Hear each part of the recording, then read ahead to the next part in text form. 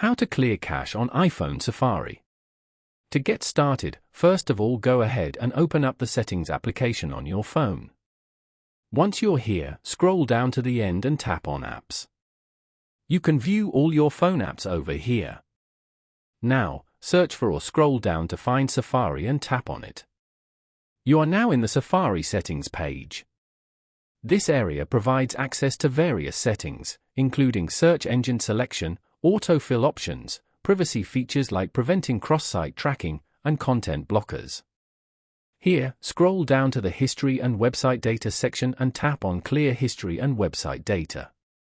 Choose a time frame from here. For example, today. Then, turn on the Close All Tabs feature. After that, tap on Clear History below. You have now successfully cleared the history. Following these steps, you can easily clear cache on iPhone Safari.